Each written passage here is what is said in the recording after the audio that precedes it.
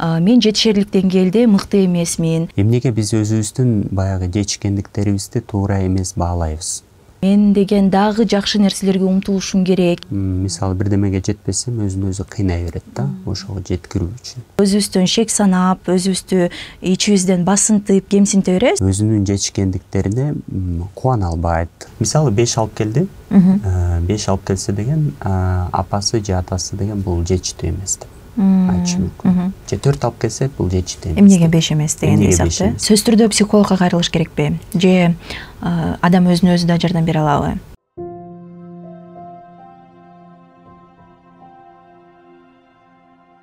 Салам достор, бул бөлүшкүм келет подкасты. Сиздер менен мен Гүлзира Кеңешова. Чынында дал ушул подкасттын улануусуна мен өтө кубанычтамын. Бул подкастта биз сөзсүз түрдө психология тууралуу сөз кылабыз. Бизде адатта дайыма ички жан дүйнөбүздү түйшөлтүп келген маселелер тууралуу сөз кылабыз, сөзсүз түрдө психологдордун жардамы менен. Ал эми бүгүнкү биздин темабыз болсо, мындай сиздин жүрөгүңүздө дагы орун алат болуш керек. Себеби биз дайыма эле көбүнчө адамдар ойлой беребиз го. Мен жетишерлик деңгээлде мыкты эмесмин. Мен деген дагы жакшы нерселерге умтулушум керек. Же болбосо өзүбүздөн шек санап, өзүбүздү ичибизден басынтып, кемсинте беребиз. Ошол нерселер тууралуу сөз кылабыз. Бизге болсо ал тууралуу маалымат берүүгө атайын психолог, психотерапевт Жыргалбеков Жакшылык мырза келди. Саламатсызбы? Кош келипсиз. Саламатсызбы? Кандайсыз? Жакшы, рахмат чакырганыңар үчүн. Абдан кубанычтамын. Сизге терең ыраазычылык билдиребиз. Бизге жана сөзсүз түрдө биздин көрөрмандарга дагы ушул синдром самозванца деп коебуз, орус тилинде, же болбосо импостер синдрому деп дагы айтып кетсек болот. Ушул тууралуу, мындан тышкары перфекционизм тууралуу жана ички сынчы тууралуу маалымат берейин деп келип отурасыз. Дароо эле баштай берели анда. Айтсаңыз, синдром самозванца деген эмне, ал эмнеден келип чыгат? Ошолор тууралуу бир аз маалымат алып алалы. Бул синдром деген кайсы адамдарда пайда болот? Көбүнчө ошол өзүнүн ой пикирине, өзүнүн деген жетишкендиктерине ишенбеген адамдарда көбүнчө болот да. Ошо менен байланыштуу жетишкендиктерин деген ал адамдар төмөндөтүп баштайт. Мен жеткен жокмун.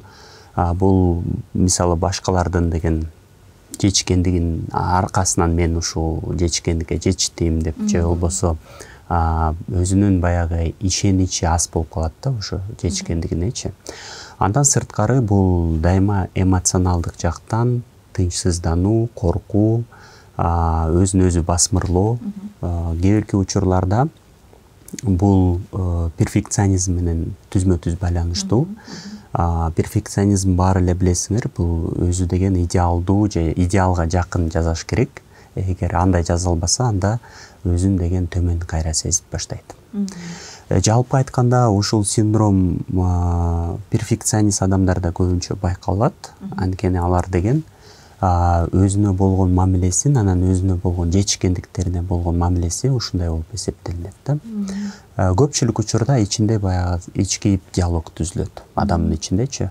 Ошо ички диалогдун ичинде баягы өзүнүн жетишкендиктерине кубана албайт, же болбосо аларга өзүн деген мактай албайт, же өзүнө деген болгон жакшы нерселерин байкап белгилей албайт да.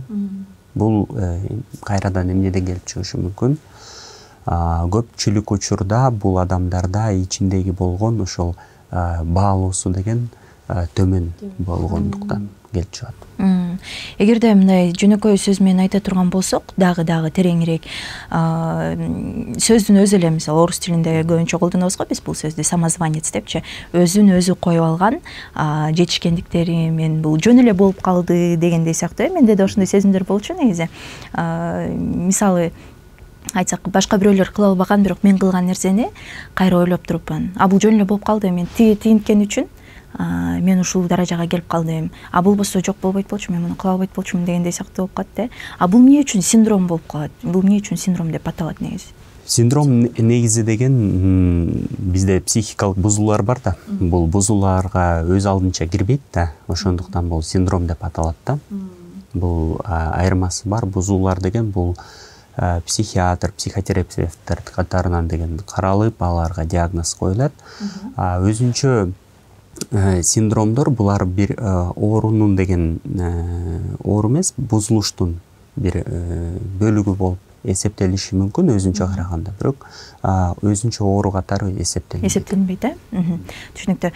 Бул эмнеден келип чыгышы мүмкүн? Бул адаттагыдай эле психологияда мен канча деген подкасттар жаздырдым, эми бардыгы ушу кичинекей кезибизден башталат дейт да, төрөлгөндөн же болбосо дагы энесинин курсагында жүргөндөн баштап эле ушул адамдын ушу психологиясы калыптана баштайт деп айтышат да. Бул самозванец синдрому, импостер синдрому деп коелу. Эмнеден келип чыгат? Башын алсак.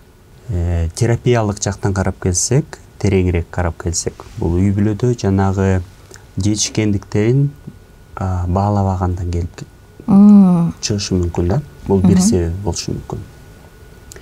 Эмнеге биз өзүбүздүн баягы жетишкендиктерибизди туура эмес баалайбыз?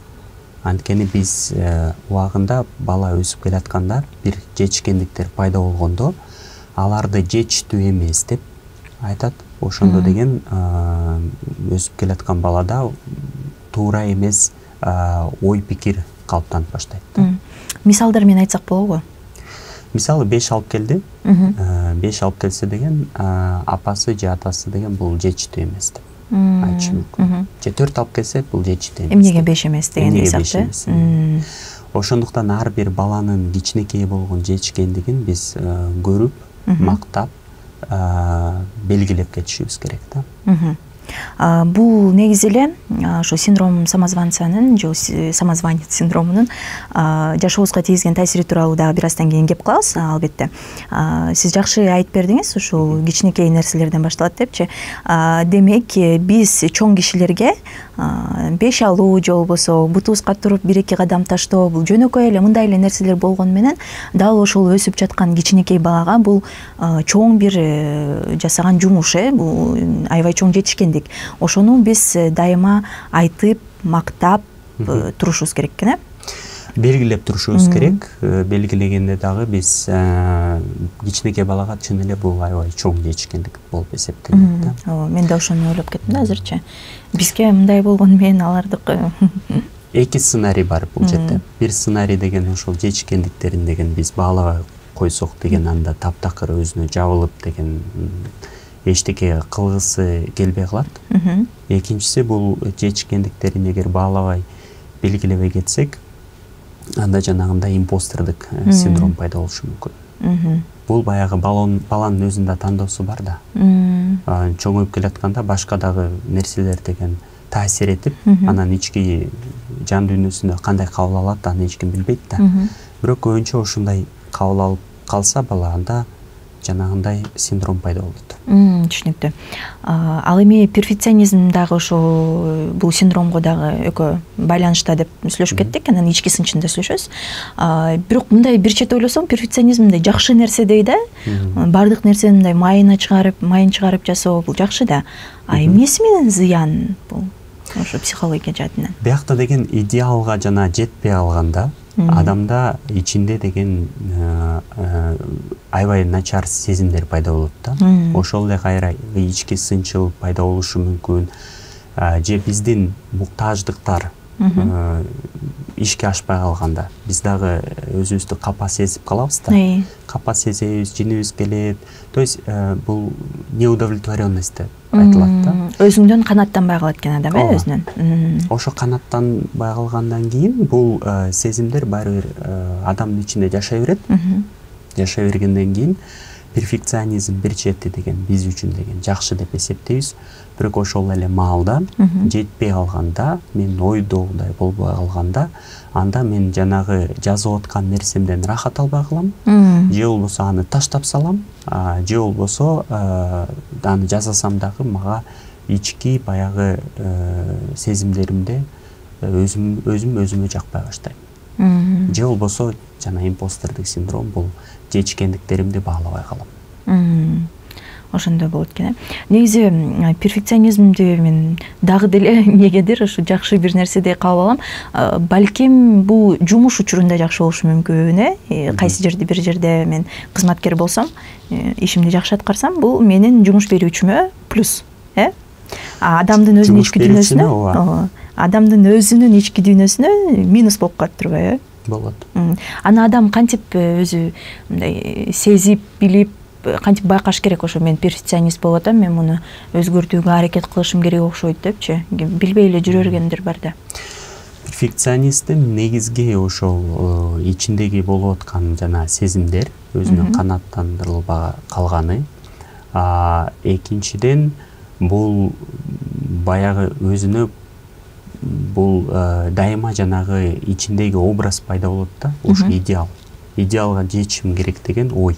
Бирок идеалга жетиш деген мүмкүн эмес. Ооба. Ошондо баардык баягы идеалга жетпей калганда биз жанагындай сезимдерге кайра түшүп калабыз да. Перфекционизмге жакын ой жүгүртүү деп эсептесек болот. Ошол кээ бир адамдар айтып атпайбы, бир чети деген өзүң үстүңдө иш алып барып деген жумушуңду жакшыртып, жакшы жыйынтык жеткирсең болот. Жакшы жыйынтыкка жеткирсек ар бирибиз эле жакшы, бирок жана идеалдуу жыйынтыкка жеткирем деген аракеттер менен жүрө берсек, анда кайра эле бул перфекционизм деп эсептелет. Ошол перфекционизм, импостер синдрому жана ошондой эле азыр ички сынчы тууралуу сүйлөшөлү. Ал эмнеден келип чыгат?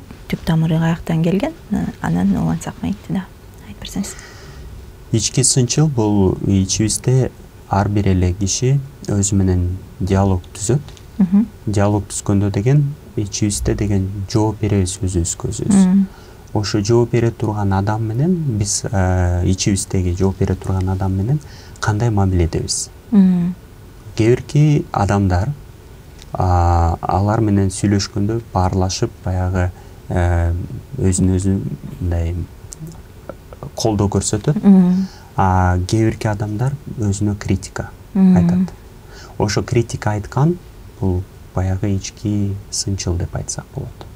Критика айтып, бул өзүн кемсинтип, мен жетишерлик деңгээлде бул нерсени жакшы кыла алган жокмун, тигине элдин балдары муну кылып жүрөт деген дагы ички сынчыга кирип калабы?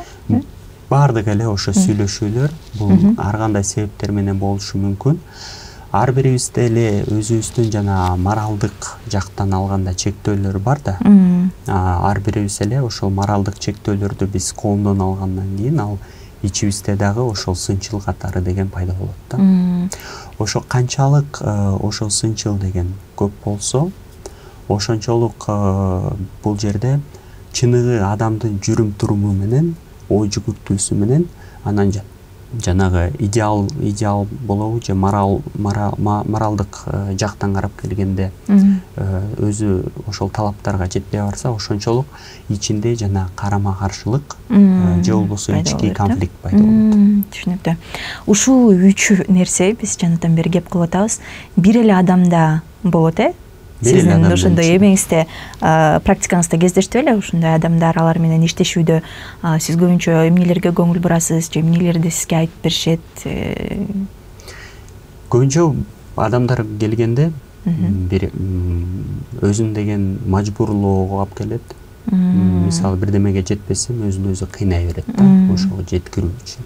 Кайра эле жанагы идеалдык образга жеткирүү. Экинчиден, ошол адамдар балким проблемалар, булар кыйынчылык болуп калат да, сырттан бир колдоо күтө берет дайыма. Бирок сырттан баягы баалап колдоо күткөн бул андай колдоону деген ала албай калганда жанагы эле ичинде деген сезимдер пайда болот. Анан ошол эле жанагы ички сынчыл анда күчөп баштайт да. Анан ошол өзүн деген катуу сынга алганда, бул критикага алганда, бул кээ бирки учурларда неврозго алып келиши мүмкүн. Бул жана ички конфликттин негизинде, жана сынчыл ойдун негизинде бул адам деген психикалык оору болуп калат да адамда. Кээ бирки учурда бул ички сынчыл аябай күчтүү болгон учурларда булар дагы биз клиенттер менен иштегенде аларда ошонун негизинде депрессия пайда болот. Бирок бул этаптардан карап келсек, негизги түпкү жанагы ички конфликт, ички жана сезимдер биринчи иретте ошо ички сынчыл, перфекционизм жана импостердик синдром менен байланыштуу. Демек биз булар менен иштебесек, булардын кесепеттери дагы мындай кыйын, оор болуп калышы мүмкүн экен да. Кесепеттери тууралуу да бир аз айтып өттүңүз сиз. Чоң рахмат. Анан дагы мындан башка дагы кандай кесепеттер болушу мүмкүн? Жөнөкөй жашоодо балким мисалдар менен дагы айтып берсеңиз болобу, же болбосо мамилелерге кандай таасир этиши мүмкүн бул биз айтып жаткан синдром, же болбосо ички сынчы, же болбосо жанагы перфекционизм. Балким мамиледе дегенде эме болуп атат да, азыр эми адам өзү бул социалдык жандык эмеспи? Сөзсүз түрдө мамиле курат, үй бүлөсү болот, түгөйү болот, жакындары, ата-энеси, жумуштагылары дегендей. Анан алардан дагы бир нерселерди талап кылып, же алар менен да конфликтке барып калган учурлар болушу мүмкүн ушулардын айынан. Мамилеге сөзсүз түрдө таасир этет.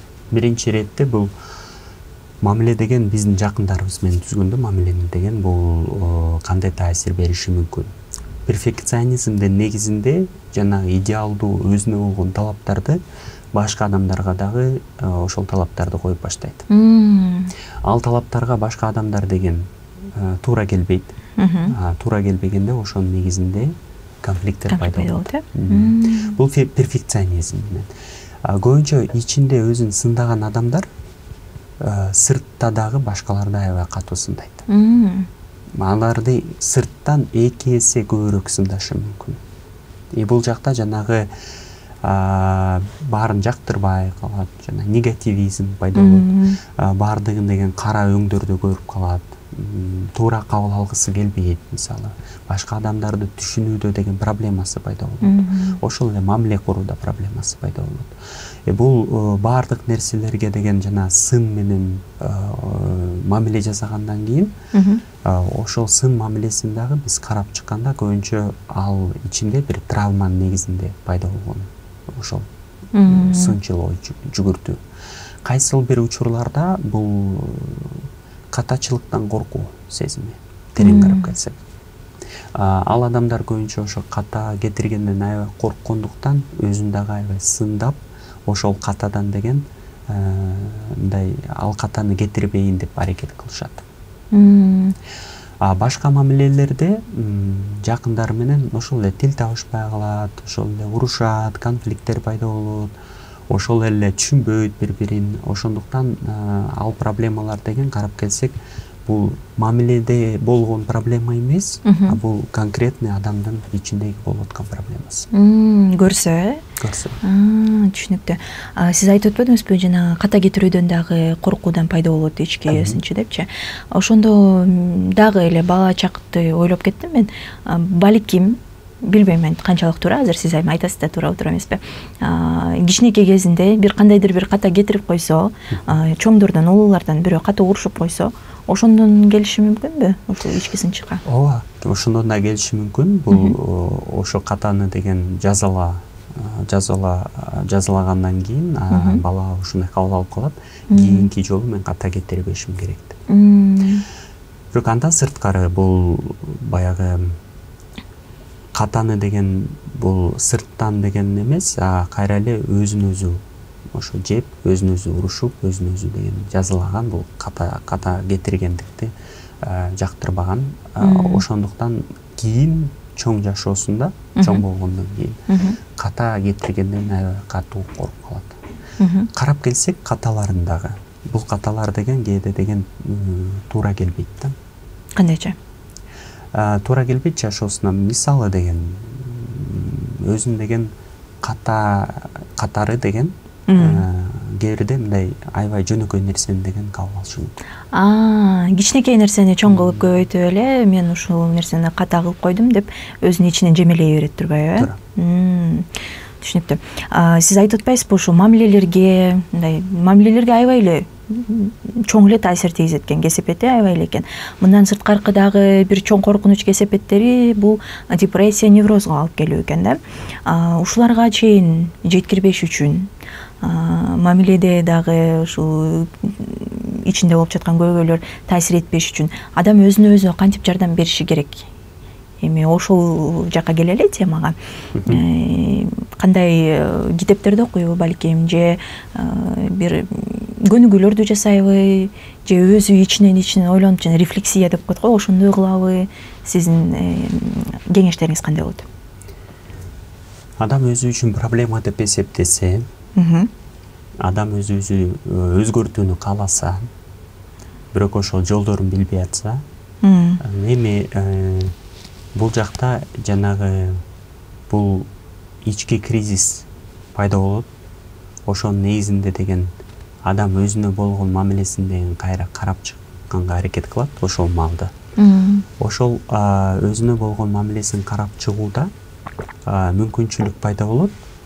Жанагы өзүн баалаганды, өзүн деген тандаганды, өзүн деген жакшы көргөндү, ошону үйрөнүшү керек да. Бирок муну үйрөнүш керек деген менен адам үйрөнө албайт го. Ичинде ошол процесстердин баарын деген, мисалы терапия, консультацияда биз айтып беребиз. Мындай болуп атат, тигиндей болуп атат, кандай өзү менен баарлашып атат, каяктан келип чыккан. Анан терапиялык методдор менен биз ошону кайра иштеп чыгабыз да. Иштеп чыкканда бул жанагы эле кичинекей кезиндеги болгон травмаларды, ошол менен байланыштуу ошол жактан деген калыптанып келген жактан карап келип, ошол жашка кайра барып, анан кийин ошол чыгаргандан кийин кандай бир өзгөрүүлөр пайда болот жашоосунда. Сөзсүз түрдө психологко кайрылыш керекпи? Же адам өзүнө өзү да жардам бере алабы? Себеби ар бир эле адамда, мисалы, эң алгач эле биздин коомдо психологко кайрылууну өтө жакшы нерсе деп эсептешпейт көпчүлүк. Экинчиден, баарында эле мүмкүнчүлүк боло бериши мүмкүн эмес. Үчүнчүдөн дейин дедим эле, бирок үчүнчүдөн билбейм экен, бирок өзүнө өзү кантип жардам берсе болот адам? Ошол тууралуу айтып бериңизчи. Өзүнө өзү жардам бергенде ошол айткандай эле жөнөкөй эле кеңеш, бул өзүнө болгон мамилесин карап чыгуу. Болду. Башка эчтеке керек жок. Мен мамилемди мына карап чыгайын деп отурдум, мамилемди карайын деп атам, бирок бул мындай туруп эле мамилени карап чыккандан кийин эле өзгөрүп кете турчу нерсе эмес да, Туура. Ошол кармай турган нерселер бар да. Эмне сизди мисалы кармап атат ошол өзгөрүүдөн? Эмнеге сиз өзүңүздүн перфекционизмиңизден ажыра албай атасыз? Эмнеге жөн эле өзүңүздүн жыйынтыгыңызды баалай албай атасыз? Адам өзү менен өзү диалог куруп, эмнеге ушундай болуп атат, эмнеге мындай болуп атат деп көп ойлонуш керек экен демек, Терең карап көрсөк, бул жерде ойлонгондон кийин эгер кыйынчылыктар пайда болсо, анда бул тереңирээк проблема катары көрсөк болот. Анда ошол кармай турган нерселер бар. Бул деген өзүнө кандай бир пайдалуу, ошо перфекционист болуу, кандай бир жетишкендиктерге жетүү, жетишкендиктерге жеткенден кийин ошол төмөндөтүү өзүнүн жетишкендиктерин. Анан бул кандай бир деңгээлде адам ошол сезимдерде, ошол ой жүгүртүүдө, ошол мамиледе деген көп жылдан бери жашап келген. Бир жумада, бир айда бир жолу отуруп деген ошону ойлонуп койсо, кайра карап чыкса, кээде бул жардам бербеши мүмкүн. Ооба, албетте.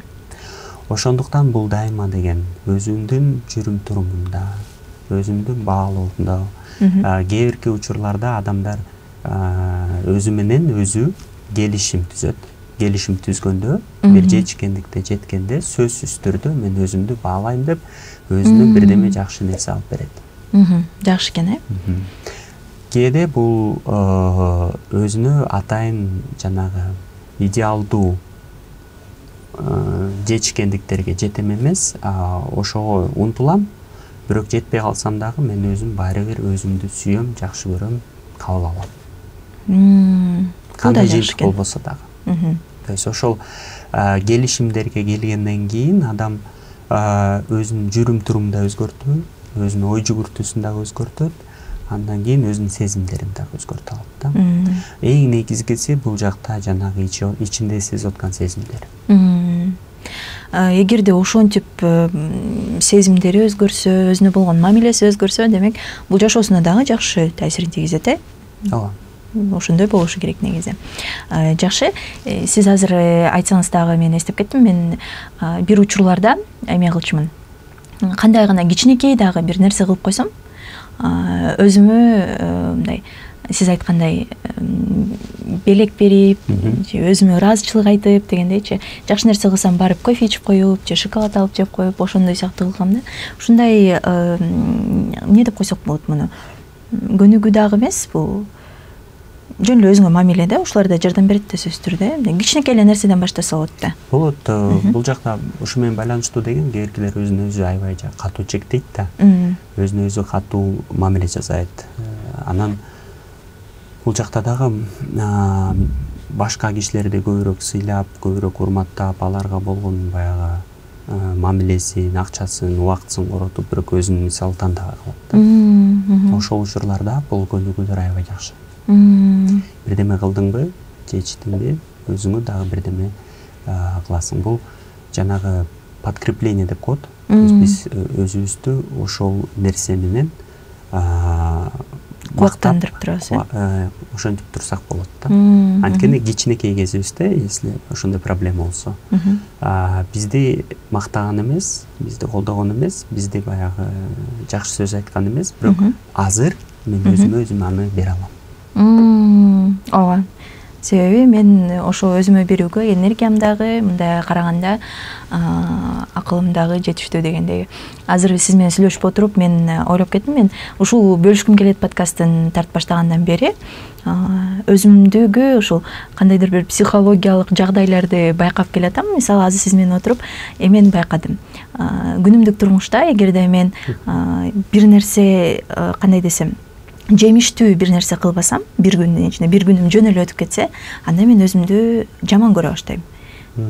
Гүлзира, сен бүгүн эч нерсе кылган жоксуң деп, анан өзүмө канааттанбай калам да. Бул ушул биз экөөбүз сүйлөшүп аткан бүгүнкү темалардын бирине кириши мүмкүнбү? Кирет. Кандай ойлор пайда болот өзүңүз жөнүндө? Өзүм жөнүндө бүгүн эч нерсе кылган жокмун. Бүгүн жана орус тилинде айтабыз го, непродуктивный день был дегендей чыктычу, жемиштүү болгон жок. Бүгүнкү күнүм мындай жөн эле өтүп кетти. Эчтеке кылбасам, анда мен кандай адаммын? Жакшы суроо. Эчтеке кылбасам мен кандай адаммын? Мага кандай ой келет? Жок, мен мындай өзүм адамдык сапаттарыма эмес, менин оюмча ошол күнгө жана ошол күндөгү энергияма ачууланат окшоймун. Мен кандай адаммын деп көп ойлонбойт экенмин, азыр ойлоп көрсөм. Анда жоготуу боюнча. Жоготтум бул күндү. Ошого болгон мындай сезимдер пайда болот да.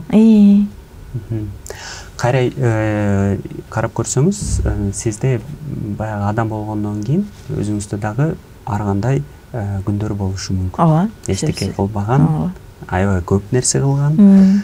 Анан кандай болсо дагы, эчтеке кылбасам дагы, анан баарын кылсам дагы, мен өзүмдү кабыл алуума бул таасир береби? Ошол күнү таасир берет меникине, мисалы да. Ошол күнү сөзсүз түрдө таасир берет. Мен кечинде жатаарда эртең бир нерсе кылайын эми жок дегенде муну кылып коеюн эми деп анан жатам да. Эчтеке кылбаган дагы балким баягы себеби болушу мүмкүн. Сиз өзүңүзгө эс алууга убакыт бербей атасыз балким. Анда ар бир күнүңүз натыйжалуу өтүш керек. Сиз үчүн. Ооба. Бул дагы мен өзүмдүн ичимдеги конфликт болуп салынып калабы? Болуп калат. Бирок каяктан келди ал конфликт? Каяктан келди? Кантип ойлойсуз өзүңүз? Билбейм. Каяктан келиши мүмкүн? Бул кайсыл бир өзүңүздү ушуга көндүрүүдөн башталды да? Башынан, Ооба, мен негизинен эле башынан эле жанагы перфекционизм дагы бир аз бардай сезилет менде. Себеби башынан мен буга жетишим керек, мен муну кылышым керек. Эгерде мен муну кылбасам, анда баштабай эле коеюн дегендей сыяктуу нерселер дагы бар да. Анан балким ошо перфекционизмге дагы байланыштуу болушу мүмкүнбү? Сиз кандай ойлойсуз? Болушу мүмкүн. Негизи биз терапияда деген автономияга алып келебиз адамды. Автономия деген бул өзүмдүн мурунку чечкен чечимдериме мен байланбайм. Анда мен кандай болсом дагы азыркы күндө өзүмдү угуп, ошого байланыштуу иш жасайм, мамиле жасайм. Бардыгы деген ошол азыркы жашап аткан сезимдер менен, азыркы сезип аткан сезимдер менен байланыштуу. Эгер мен мурункудай өзүм алып жүрсөм, анда мен мурунку эски сезимдерге байланып калам. Ошондо көбүнчө азыр көп эле психологдор анан негизи эле социалдык тармактар бар дегендейчи, баары айтышат го, бүгүнкү күн менен жашагыла, келечекти ойлогула, бирок тиги өтмүштө калсын депчи. Ошол тараптан караганда бул жакшы нерсе экен. Бул ошондо бүгүнкү биздин темаларыбыз боюнча ички сынчы, перфекционизм, синдром самозванца ар бир эле адамда болушу мүмкүн экен да. Менде да бар экен. Азыр мисалы ойлоп көрүп сиз менен сүйлөшүп атып эметтим. Тияктагы Жайнагүл эжеде, кошунада баарында эле болушу мүмкүн. Баары иштеши. Сизде деле бар, сиз өзүңүз психолог болсоңуз деле. Мен психолог болсом деле менде бар, мисалы жетиштүү билим алдымбы, мисалы негизи клиенттериме туура жардам берип атамбы, аларга мындай жыйынтык болуп. Кээерки клиенттерге мен мисалы толук жардам бере албайм да. Анткени ал менин күчүм менин жетишпейт ага. Анан абалы аябай оор болот да, мисалы аякта кээриде психикалык бузулуш болушу мүмкүн. Эчтеке кыла албайсың. Бирок өзүңдө баягы сынчыл ой пайда болот. Ушул ойлор мисалы бизде Кыргызстанда коомдо элдин балдары деген бир ой бар го. Ошол дагы түпкүрүндө жатышы мүмкүнбү? Бул ооба салыштыруудан негизинде келет. Өзүбүздү биз дайыма салыштырып келебиз да. Анан бизди дагы бирөө салыштырат да, мисалы ата-энебиз же болбосо жакындарыбыз.